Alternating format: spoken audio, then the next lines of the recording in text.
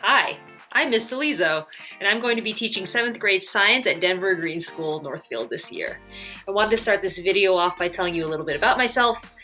Just moved to Colorado with my family last October from Oakland, California, so I'm a Bay Area native.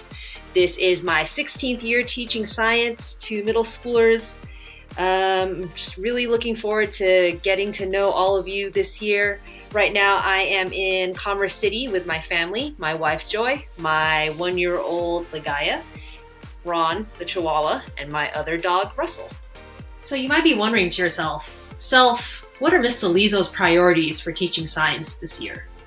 I'm glad you asked. So this year, I want to focus on teaching topics that are really relevant, that are engaging to students, and that connect to what's going on all around us right now.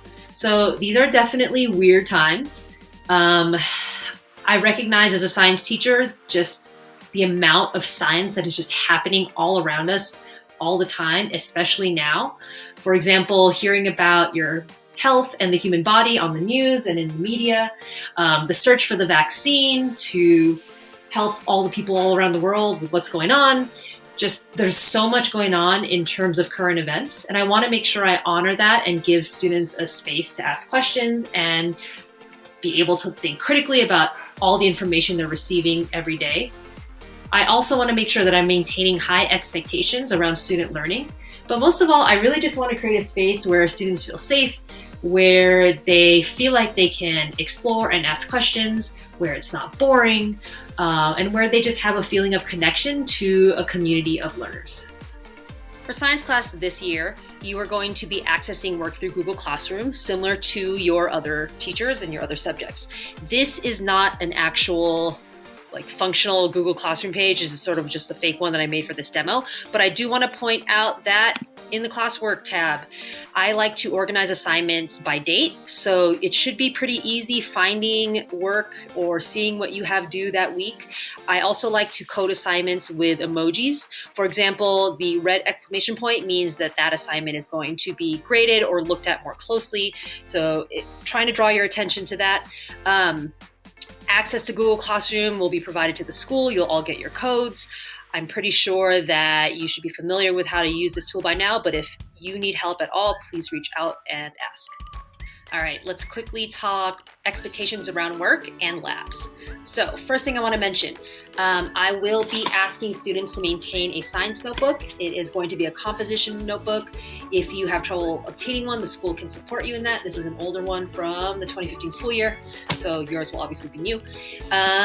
Typical class, I am striving to limit our sort of whole group direct instruction live part of class to about the first 15 minutes. I want to prioritize breaking into small groups where I can check in with students, either one-on-one or just with a small group of people instead of a huge group. I want to prioritize that. So the rest of the class after about the first 15 minutes is going to be you sort of working on your own, me checking in. We'll close it at the end. And then if you have any further questions beyond our short time together that day, there's study hall in the afternoon during which you can reach me. Okay, labs this year. So I really enjoy and really want to prioritize the hands-on aspect of science, doing labs. I think that's one of the best things about science class.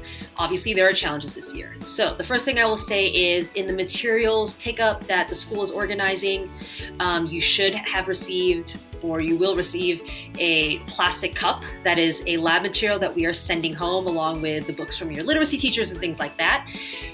There is a lab in the first 2 weeks that I would like to do. It's going to involve everyday sort of common household items, so I don't think it should be a huge struggle, but always ready to offer support in any way I can around materials and things like that. More details in class for sure. We'll definitely set you up for success. I want to do as many labs as we can this year. I think it's going to be really difficult and challenging, but I am working on some creative solutions.